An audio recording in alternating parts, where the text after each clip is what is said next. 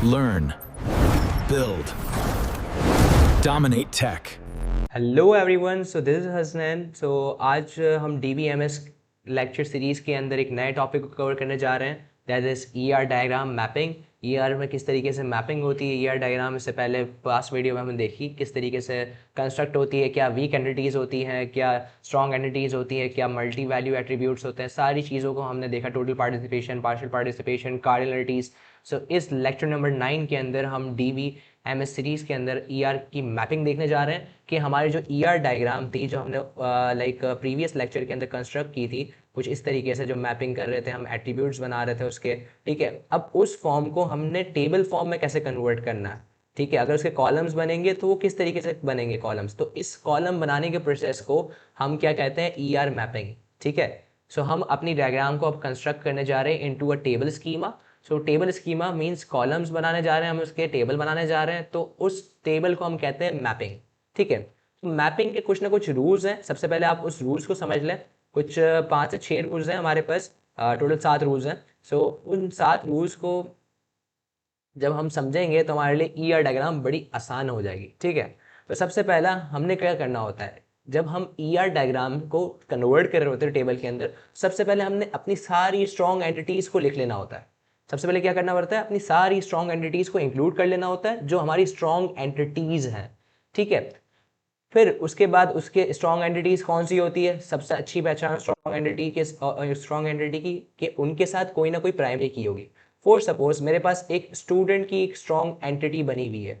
ठीक है, अब स्ट्रॉन्ग एंटिटी के साथ स्टूडेंट की ID मेंशन है। अब मुझे पता है भाई, जो ID है यहाँ पर ये हमारी क्या बन सकती है, प्राइमरी की बन सकती है। तो इट मीन्स इसके पास प्राइमरी की है, ये स्ट्रॉन्ग एंटिटी है। और वीक एंटिटी क्या होती है, जो हमारे पास डबल रेक्टेंगल से रिप्रेजेंट होती है। ठीक है, सो वो तो डायग्राम में आपको देख के पता चल जाएगा भाई कौन सी वीक है कौन सी स्ट्रांग है। ठीक है, सो जिसके साथ प्राइमरी की होगी वो स्ट्रांग होगी।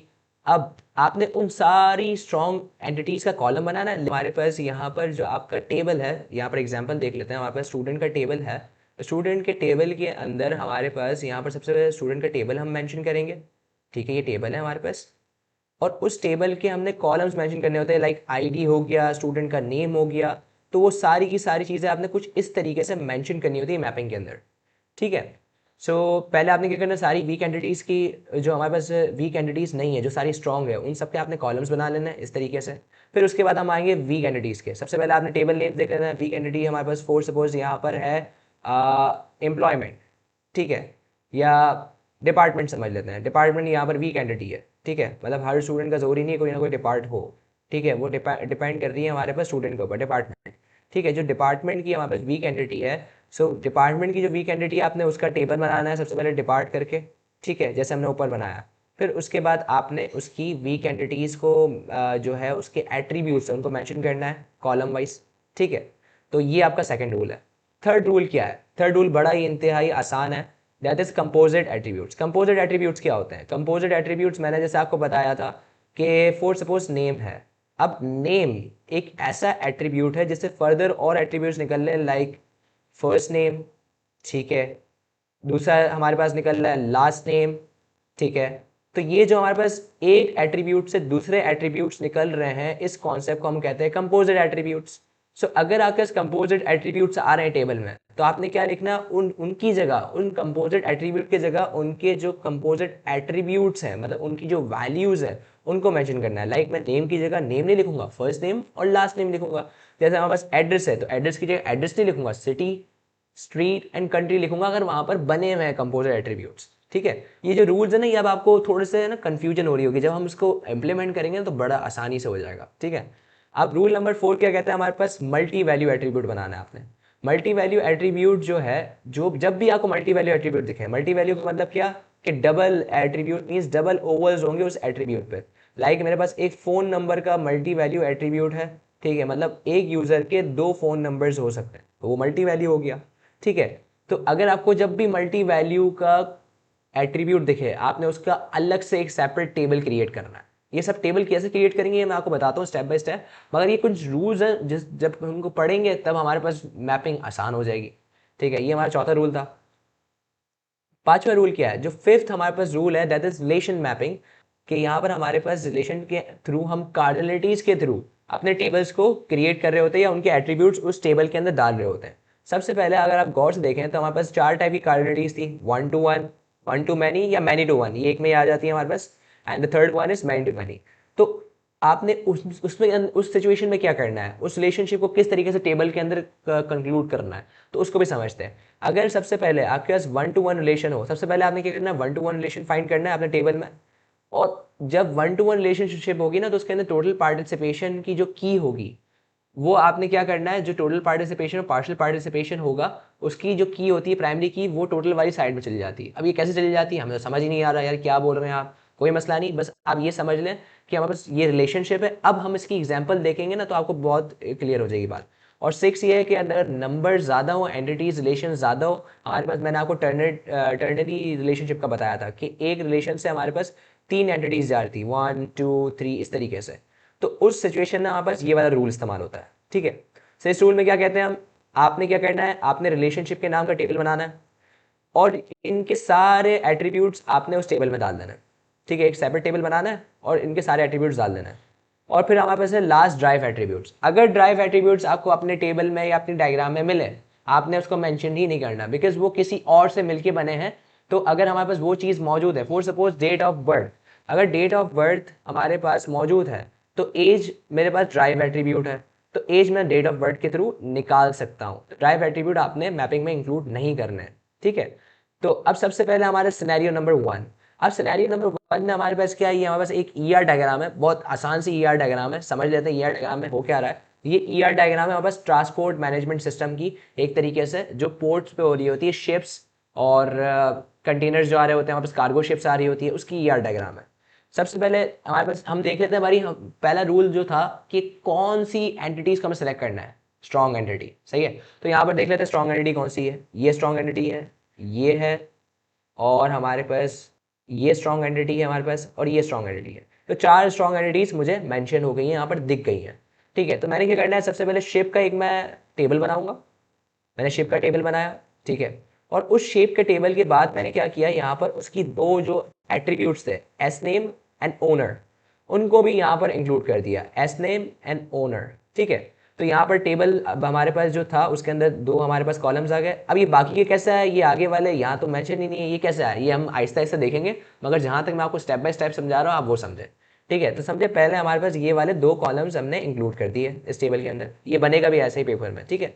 अब इसके अंदर एस नेम के नीचे मैंने लाइन क्यों ड्रॉ की है, लाइन इसलिए ड्रॉ की है क्योंकि ये एस नेम इस टेबल की प्राइमरी की है और यहाँ पर भी मेंशन है। अगर यहाँ पर लाइन मेंशन है तो आपने वहाँ पर भी लगा देनी है अपने मैपिंग के अंदर भी, ठीक है। सेकंड जो मेरे पास है वो है हमारे पास शिप टाइप। शिप टाइप की जो एंटिटी है उसमें मेरे पास शिप टाइप है और उसकी 3 एट्रीब्यूट्स हैं और टाइप के ऊपर क्या लगा हुआ है, प्राइमरी की लगी हुई है, ठीक है। तो मैंने शिप टाइप देखा, 3 एट्रीब्यूट्स थे वो डाल दिए और इसके ऊपर टाइप के ऊपर मैंने यहाँ पर क्या डाल दिया, प्राइमरी की के लिए डैश डाल दिया, ठीक है। आफ्टर दैट मेरे पास स्टेट और कंट्री के नाम की हमारे पास एंटिटी है। अब जो स्टेट है, स्टेट या कंट्री, दोनों में से हमारे पास आपने दोनों को ही मेंशन करना है बिकॉज वो एंटिटी के अंदर है। ऐसा नहीं अगर स्लैश लगा हुआ है ना तो आपने एक लिख दिया, अगर एंटिटी के अंदर दोनों वैल्यूज है तो दोनों वैल्यूज लिखनी है। उसकी वैल्यू क्या है, नेम एंड कॉन्टिनेंट। तो ये 2 एट्रीब्यूट्स है, मैंने मेंशन कर दिए विद द प्राइमरी की का डैश, ठीक है। फिर उसके बाद हमारे पास है सी एंड ओशन लेक, और सी ओशन लेक जो हमारे पास था वो भी मैंने यहाँ पर मेंशन कर दिया, ठीक है। सबसे पहले हमारे पास सी ओशन लेक के अंदर कौन सी एट्रीब्यूट है, नेम की। तो नेम का एट्रीब्यूट मैंने यहाँ पर मेंशन कर दिया विद द प्राइमरी लाइन का डैश, ठीक है। डन हो गया, यहाँ तक समझ में आ गया। ये सारी स्ट्रॉन्ग एंटिटीज के हमने टेबल बना लिए और उनकी जो एट्रीब्यूट्स थे वो डाल दिए। सेकंड रूल क्या कहता है, सेकंड रूल कहता है हमारे पास कि आपने वीक एंटिटीज को ढूंढना है, अब उसका टेबल बनाना है। चले आ जाते हैं अपनी डायग्राम पे आए, वीक एंटिटीज को ढूंढे। सबसे पहले हमारे पास है शिप मूवमेंट, ये एक वीक एंटिटी है हमारे पास, ठीक है। मैं इसको क्रॉस कर रहा हूँ जो वीक एंटिटीज है। दूसरी हमारे पास पोर्ट है, ये वीक एंटिटी है। पोर्ट विजिट, ये भी वीक एंटिटी है। एंड ये हमारे पास कुछ 3 वीक एंटिटीज है इस ईआर डायग्राम में। तो सबसे पहले हमारे पास जो मेंशन यहाँ पर हमने की है शिप मूवमेंट। अब शिप मूवमेंट का भी वैसे ही इस नाम से हमारे पास टेबल क्रिएट होगा, मैंने लिख दिया शिप मूवमेंट। अब इसके अंदर आप यहाँ पर गौर से देखें तो यहाँ पर हमारे पास एक अदद बना हुआ है कंपोजिट एट्रीब्यूट। मैंने कहा था कि जब भी कंपोजिट एट्रीब्यूट आए तो वो खुद नहीं लिखा जाएगा, उसके एट्रीब्यूट जो फर्दर जिसमें ये कंपोज हो रहा है वो लिखा जाएगा, ठीक है। तो ये डेट और टाइम में कंपोज हो रहा है तो मैं टाइम स्टैम्प को हटा के मैं लिखूंगा डेट और टाइम, और आप एक और चीज़ में कंफ्यूज हो रहे हैं, ये डैश वाली कौन सी लाइन है, इसके बारे में तो कुछ पता ही नहीं है हमें। ये डैश वाली लाइन को कहते हैं हम पार्शियल की, पार्शियल प्राइमरी की। अब पार्शियल प्राइमरी की कैसे है, ये हमने प्राइमरी की पढ़ा, ये पार्शियल प्राइमरी की क्या चीज़ है। देखें, जब हमारे पास वीक एंटिटी होती है ना, तो वीक एंटिटी की कोई प्राइमरी की नहीं होती, ये हम बात कर चुके हैं पहले ही हमारी ईआर वाली डायग्राम के अंदर, ऐसा ही है। अगर उसको भी यूनिकली आइडेंटिफाई करना है तो वहां पर आप यूज करते हैं पार्शियल प्राइमरी की का, जिसको हम डिनोट करते हैं डैश से, ठीक है, डॉटेड डैश से। अब डॉटेड डैश आपने डॉटेड डैश आपने टेबल में भी लिखना है, बिल्कुल लिखना है, जैसे हमने प्राइमरी की लिए किया है। सबसे पहले तो आप डेट और टाइम लिख लें। मैंने यहाँ पर लिख दिया डेट एंड टाइम, ठीक है। और उसके बाद डेट एंड टाइम के बाद मैं इस डायग्राम को यहाँ पर लेके आ जाता हूँ ताकि आपके लिए ईजी हो जाए समझना। और यहाँ पर हम सारी चीज़ों को हटा देते हैं। चलें, हमारे पास यहाँ पर सबसे पहले देखा जाए तो यहाँ पर हमारे पास सबसे पहले टाइम स्टैम्प था, मैंने टाइम स्टैम्प को हटाया और डेट और टाइम आ गया, ठीक है। फिर उसका लॉन्गिट्यूड एंड लैटिट्यूड डाल दिया, सही है। ये पूरा मेरा एक कॉलम कंस्ट्रक्ट हो गया। अब दूसरी वीक एंटिटी पे है, दैट इज पोर्ट। पोर्ट में आपको सिर्फ एक ही एट्रीब्यूट दिख रहा है, वो हमारे पास है पी नेम का। वो भी हमारे पास क्या है, हमारे पास एक एट्रीब्यूट है मगर पार्शियल प्राइमरी की है, तो हमने उसके अंदर भी वो डॉटेड डैश लगाना है। अब आप जो डॉटेड डैश है वो हमने डाल दी है, ये भी हमारा जो पोर्ट का कॉलम था वो कंप्लीट हो गया। अब ये जो फर्दर कॉलम है ये मैं समझाऊंगा कैसे आए, मगर जहाँ तक मैं बता रहा हूँ वहाँ तक समझें आप, सही है। फिर उसके बाद हमारे पास है पोर्ट विजिट। अब पोर्ट विजिट के अंदर आपको दिख रहे हैं दो एट्रीब्यूट, स्टार्ट डेट और एंड डेट विद पार्शियल की। तो मैंने स्टार्ट डेट और एंड डेट डाल दिया विद पार्शियल की, ठीक है। यहाँ तक बात क्लियर हुई। यहाँ पर हमारे पास यहाँ पर ये चीज़ हमने इंक्लूड कर दी। अब फर्दर इसके बाद क्या करना है, इसके बाद रूल नंबर 1 और 2 हमने कंप्लीट कर लिया, मतलब ये दो चीज़ें हमने अचीव कर ली। अब इसके बाद कंपोजिट वाली चीज़ भी हम साथ साथ करते गए, ये भी कर लिया। अब मल्टी वैल्यू एट्रीब्यूट ये हमने नहीं किया। ये मल्टी वैल्यू एट्रीब्यूट का क्या कॉन्सेप्ट है, देखते हैं इसमें कोई मल्टी वैल्यू एट्रीब्यूट आपको कहीं दिखा है? नहीं, इस टेबल में तो है ही नहीं, तो आपने करना ही नहीं है। जब आपको वो चीज़ नहीं दिखे ना तो आपने उस चीज़ का रूल अप्लाई नहीं करना। चले, ये भी कंप्लीट हो गया, मतलब स्टेप 4। अब स्टेप 5 पे आ जाते हैं, that is relationship. One of the most step जो आपको समझना है कि यार ये चार जो रिलेशनशिप है वो कैसे लगते हैं। पहला हमारे पास कॉन्सेप्ट है 1-to-1 रिलेशनशिप का। 1-to-1 रिलेशनशिप में क्या होता है, आपने सबसे पहले सारे 1-to-1 रिलेशनशिप ढूंढ लेना, यार इसमें है या नहीं है, पहले वो ढूंढ लेना आपने। आपने बोला यार यहाँ पर एक रिलेशनशिप मुझे दिख रहा है, ये 1-to-1 नहीं है, मैनी टू वन है, ये भी मैनी टू वन है। यहाँ पर एक रिलेशन है, ये भी मैनी टू वन है। यहाँ पर एक रिलेशन है, ये भी मैनी टू वन है, ये भी मैनी टू वन है। अब यहाँ पर मुझे दो रिलेशनशिप दिख रहे हैं एक ही रिलेशनशिप के साथ, जिसको उन्होंने बनाया हुआ है हमारे पास टर्नरी रिलेशनशिप, ठीक है। तो यहाँ पर आप देखें तो 1-to-1 का रिलेशन बन रहा है, लिखा हुआ 0, या तो 0 की वैल्यू या तो 1-to-1 होगी, मेंशन हुई है हमारे पास, ठीक है। तो जो 1-to-1 वाला कॉन्सेप्ट है ना, अब यहाँ पर देखें हमारे पास पोर्ट विजिट, और यहाँ पर हमारे पास जो दूसरा कॉन्सेप्ट है वो ये जो पोर्ट विजिट है, ये पोर्ट विजिट की आइडेंटिटीज, मतलब जो जिसको आइडेंटिफाई कर रहा है ये, ठीक है, कौन कौन सी एंटिटीज है इसकी, शिप और पोर्ट, इन दोनों से कनेक्टेड है, ठीक है। अब इसका कॉन्सेप्ट ये है कि 1-to-1 में जहां पर आपको टोटल पार्टिसिपेशन दिखे, वहां पर आपने जो कनेक्टेड एंटिटीज है उनकी प्राइमरी की आपने टोटल पार्टिसिपेशन वाले एंटिटी में डालनी होती है, कुछ इस तरीके से। कैसे, वापस से समझाता हूं अगर रिपीट समझ में नहीं आया। हमारे पास पोर्ट विजिट की एक वीक एंटिटी है, उसके साथ रिलेशनशिप बना हुआ है विद टोटल पार्टिसिपेशन, और 1-to-1 की बात हो रही है। किसकी बात हो रही है? 1-to-1 की बात हो रही है, ठीक है। तो जो शिप है और पोर्ट है, फॉर सपोज यहाँ पर एक आइडेंटिटी होती है पोर्ट या शिप, ठीक है, तो भी यही रूल अप्लाई होता है, मगर इसमें दो है, ठीक है। तो जो जो एंटिटी पार्शियल वाली साइड पे होगी, ये पार्शियल का साइन है हमारे पास, ये पार्शियल का साइन है, उस पार्शियल वाली साइड की प्राइमरी की हमारे पास जाएगी हमारी टोटल वाली साइड के अंदर, मतलब एस नेम और प्रोजेक्ट नेम, ये किस में जाएगा? पोर्ट विजिट के अंदर जाएगा। पोर्ट विजिट के टेबल में ये दो नए कॉलम बनेंगे, S name and P name.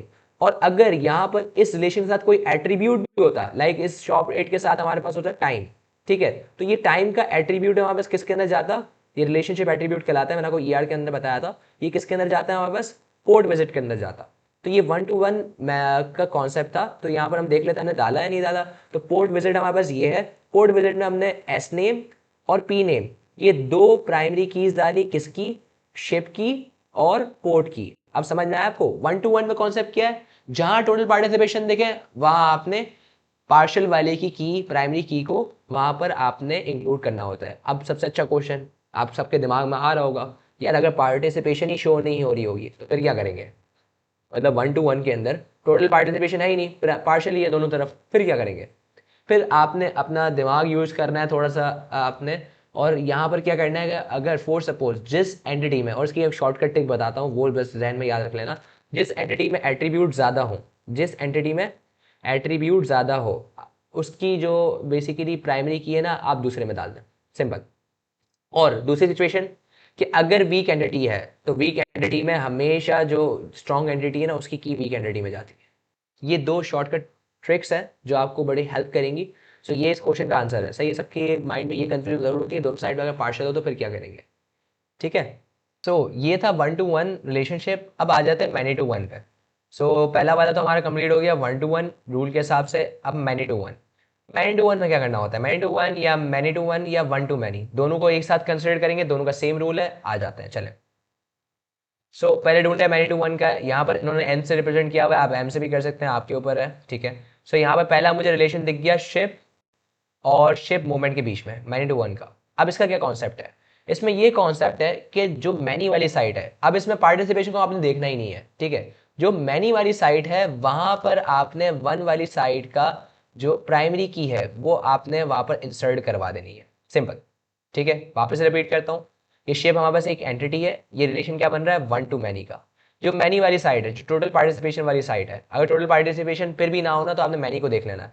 तो मैनी वाली साइड पे आपने क्या करना है, शिप की प्राइमरी की को इंसर्ट करवाने देना, that is S name, S name. तो यहाँ पर देखते हैं हमारे पास शिप वाला टेबल था और शिप मूवमेंट का था। तो शिप मूवमेंट के टेबल पे आते हैं। शिप मूवमेंट के टेबल में हमने यहाँ पर कुछ डाला हुआ है, बिल्कुल हमने डाला हुआ है एस नेम। किसका था ये, कहाँ से आया था हमारे पास, ये आया था हमारे पास यहाँ से, शिप से आया। ठीक है, यहाँ तक बात क्लियर हुई मेरी। चले, फिर उसके बाद हमारे पास नेक्स्ट रिलेशनशिप मुझे यहाँ भी दिख रहा है, ये भी मैनी टू वन का है। अब मैनी टू वन का है तो वन वाली साइड की प्राइमरी किस में जाएगी, वन वाली साइड की प्राइमरी किस में जाएगी, मैनी वाली साइड में जाएगी। तो शिप टाइप की प्राइमरी की जाएगी हमारे पास शिप के अंदर। सो यहाँ पर हमारे पास लिखा हुआ है टाइप, टाइप दिख रहा है आपको, टाइप। सो इस टाइप की जो हमारे पास प्राइमरी की है वो जाएगी शिप के अंदर। ठीक है, यहाँ तक बात क्लियर है। तो यहाँ पर मैंने शिप के अंदर इसको इंक्लूड कर दिया। तो अब देखते हैं शिप वाले टेबल में मैंने क्या टाइप डाली है, तो जाके देखते हैं शिप वाले टेबल हमारे पास सबसे ऊपर बना हुआ है, इसमें मैंने डाली हुई टाइप।